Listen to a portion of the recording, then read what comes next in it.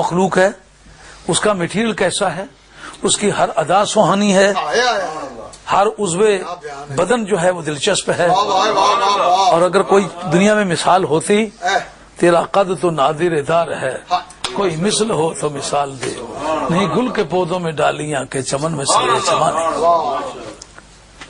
ان کی اس دل ربا حیات کو دیکھ کے میں دل سا پکڑ کے بیٹھ گیا, لیکن رہا نہ جا سکا. پوچھا ہو آر یو, آپ کون ہیں؟ نے کہا آئی ایم محمد. تو میری آنکھیں کھل گئیں.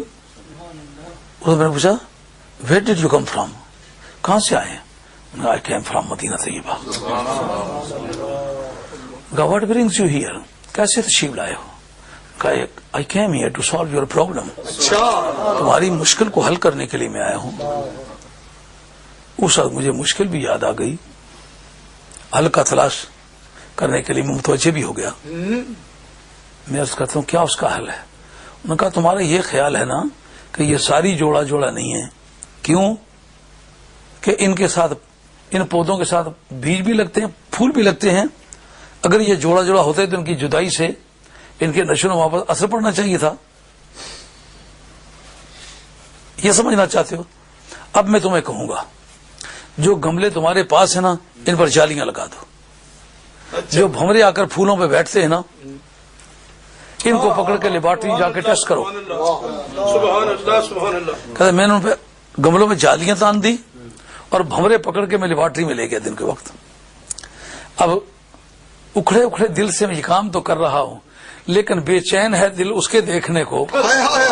وہ دکھا کے رخ جو چل دیے تو دل ان کے ساتھ رواں ہوا. نہ وہ دل رہا نہ وہ دل ربا رہی, زندگی سو وبال ہے. رات پئی ایک محول آیا, کالیاں زلفاں والا, دو کڑیاں وہ آ کے بیٹھا کر کے نور اجالا. کہتے جب میں نے ان بھونوں کو پکڑ کے دیکھا تو دیکھا ان کے پاؤں کے ساتھ پولن لگی ہوئی ہے, کھردرے سے ان کے پاؤں ہیں. تو اندازہ یہ ہوا کہ یہ نر پھولوں کا پاؤڈر اٹھا کے مادہ پھولوں پر چھوڑتے ہیں اور مادہ پھولوں کا پاؤڈر اٹھا کے نر پھولوں پر چھوڑتے ہیں. اس طریقے سے ان میں توالد و تناسل کا سلسلہ چل رہا ہے. لیکن جو جالیاں ہیں وہ لگائیں, ان کا یہ فائدہ ہوا کہ بھنورے ان پر آئندہ بیٹھ نہ سکے, اور جالیاں اتنی باریک تھیں کہ اس سے پولن ہوا کے ذریعے سے بھی گزرنا مشکل تھا. اب دیکھتا ہوں کہ پانی ان کو دے رہا ہوں, پودے خشک بھی ہو گئے, پھول بھی نہ لگے, بیج بھی نہ لگے. اس کے بعد پھر میں اس انتظار میں ہوں کہ اگر اس سے ملاقات ہو جائے, اگر وہ مہمان دوبارہ کبھی میرا مجھے میزبانی کا چانس دے, اسے درد دل کی باتیں کروں. کہتے اسی دن دیکھا سرکار تشریف. آپ نے پوچھا سوال حل ہوا کہ نہیں؟ انہوں نے کہا ہاں جی, بات ثابت ہو گئی کہ آن کتاب زندہ قرآن حکیم, حکمت اولا یزالست و قدیم, جو آپ نے آج سے 1400 برس پہلے اعلان کیا ہوا ہے, آج ہماری تحقیقات کی تجربہ گاہوں نے اس کو ثابت کر دی. ہم جھوٹے, آپ سچے. ہم نے جو کچھ سمجھا ہوا تھا وہ ناقص تھا, آپ نے جو کچھ بتایا ہے وہ کامل ہے. اب جناب آن کتاب زندہ قرآن حکیم, حکمت اولا یزالست و قدیم, یہ بات ثابت ہوئی کہ نہ ہوئی؟ اب جس قرآن مجید کی ہمہ گیری کا یہ عالم ہے, ہم اس کو چھوڑ کے لوگوں کے اٹکل پچیوں کے پیچھے پیچھے مارے مارے پھرتے ہیں. اس عقل و دانش کا ماتم نہیں کرنا چاہیے کیا؟ مسلمان کو چاہیے اس کتاب کے ہوتے ہوئے کسی کو اپنی رہنما کتاب نہ مانے, اس کتاب کو رہنما مانے جو اس کے بارے میں صحیح رہنمائی کرتی ہے. اتنی حد تک رہنمائی اس کی تسلیم کرے جو اس کے مطابق بنتی ہے. اس سے ہٹ کر کسی کی رہنمائی قابل قبول نہیں ہے, نہ کسی پیر کی, نہ کسی فقیر کی, نہ کسی عالم کی, نہ کسی درویش کی, نہ کسی سائنٹسٹ کی. تو اب اس عقیدہ صحیحہ کی بنیاد کا ذکر کرنا قیامت کے آنے سے پہلے پہلے کیا مناسبت ہے؟ اچھا, قیامت کے آنے سے پہلے ان کا ذکر کرنا, یہ عقائد صحیحہ ہیں. انک لمن المرسلین, بے شک تو رسولوں میں سے, کتاب حکمت والی ہے, تو رسولوں میں سے کا قیامت کے اعمال کا دار و مدار عقیدہ صحیحہ پر ہے. قیامت کی کامیابی کا ذکر کرنے سے پہلے ہم عقائد صحیحہ تمہارے سامنے رکھتے ہیں. پہلے عقائد اپنے درست کر لو، اس کے بعد اعمال کی درستی کا فائدہ تمہیں. انک لمن المرسلین، بے شک آپ بھیجے ہوئے لوگوں میں سے ہیں جن کو ہم نے بھیجا تھا. علی صراط مستقیم. اگر کسی کو سیدھا راستہ چاہیے ہو تو دلائل کی تلاش نہ کرے، دیکھے آپ کے پاؤں کہاں لگے ہوئے ہیں. اس نشان راہ پہ مر مٹے، قرب خدا بندی اسے جاتے جاتے مل جائے گا. آپ کے نشان راہ کا نام ہدایت ہے.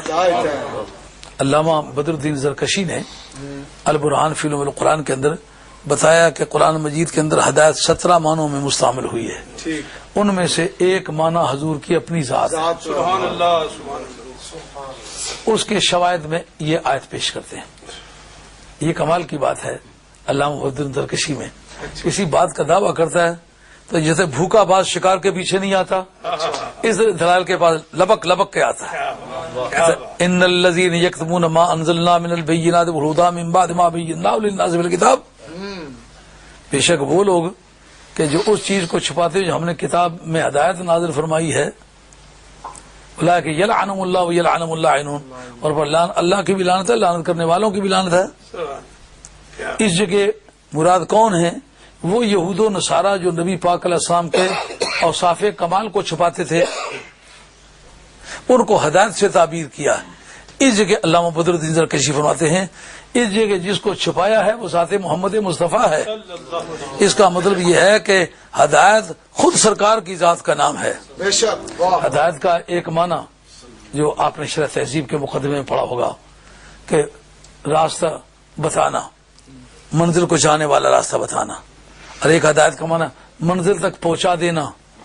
اگر سرکار پر غور کریں تو راستہ بتانا بھی سرکار ہی کا کام ہے، اور منزل پر جائے تو بھی سرکار ہی ملتے ہیں. لوح بھی تو، قلم بھی تو، تیرا وجود الکتاب، گنبد آبگین رنگ تیرے محیط میں حباب. وہ راستہ بتانے والی روشنی بھی سرکار ہی کی روشنی ہے، اور منزل پر پہنچے تو بھی سرکار کی بارگاہ میں پہنچتا ہے. لوح بھی تو، قلم بھی تو، تیرا وجود الکتاب، گنبد آبگین رنگ تیرے محیط میں حباب. اللہ کی رحمت تنزیل العزیز الرحیم، یہ جس نے نازل کیا ہے نا، وہ ایسے کوئی کمزور شخصیت نہیں ہے. نازل کرنے والا غالب بھی ہے. کیا مطلب؟ اگر کوئی اس کی نافرمانی کرے تو سزا دینے پر پوری طرح قادر بھی ہے، اگر نہیں دیتا تو وہ رحیم بھی ہے، کبھی مہربانی کر جاتا ہے. اور فرماتے ہیں کہ قرآن مجید کہتا ہے لِتُنذِرَ قَوْمًا مَا أُنذِرَ آبَاؤُهُمْ فَهُمْ غَافِلُونَ. یہ نازل اس لیے کیا ہے کہ آپ ان قوموں کو ڈرائیں کہ جن کے پاس کوئی پہلے ڈرانے والا نہیں آیا. حضرت اسماعیل علیہ نبینا علیہ الصلوۃ والسلام کے بعد حضور تک کوئی اور نبی یا رسول اس شہر میں نبی اور رسول بن کے نہیں آیا. آدم علیہ الصلوۃ والسلام یہاں کچھ زمانہ ٹھہرے ہیں. کب؟ جب ان کی توبہ منظور ہو چکی، انہیں خیال ہوا کہ خدا نے مجھے کتنی اچھی جگہ چھوڑا تھا، تو میں نے ایک دانہ گندم سے باز رہنے کی کوشش کی، لیکن منشا خدا بندی جس نے تھا، لیکن شرمندہ ہو گئے. اس جگہ عبادت گاہ وہ بنا چکے ہوئے تھے. بعد میں خیال آیا، اس جگہ بیٹھ کے انہوں نے اللہ اللہ کرنے شروع کر دی. اس پر امام نصفی لکھتے ہیں کہ کبھی کسی آدمی سے کوئی کمی بیشی ہو جائے، مقامات مقدسہ کی تلاش کرے، وہاں جا کے ڈیرے لگا لے، رب رب کرے، یہ سنت انبیاء ہے. اس کے بعد دوسرا ذکر کیا، نوح علیہ الصلوۃ والسلام رہنے والے عراق کے تھے. وہ تنوری جس سے پانی ابھرا تھا وہ بصرے اور کوفے کے درمیان آج بھی اس کے تاریخی نشانات موجود ہیں. رہنے والے وہاں کے تھے، لیکن آپ کا مزار مکے کے گرد و نواح میں کسی جگہ ہے جو جگہ نامعلوم ہے. طوفان نوحی کے بعد یہاں آ کر کے وہ رہنے لگے. وجہ کیا ہوئی؟ جس وقت رب کریم نے ان کے کہے پر طوفان برپا کیا، لوگ مارے گئے، اور جب طوفان خشک ہوا تو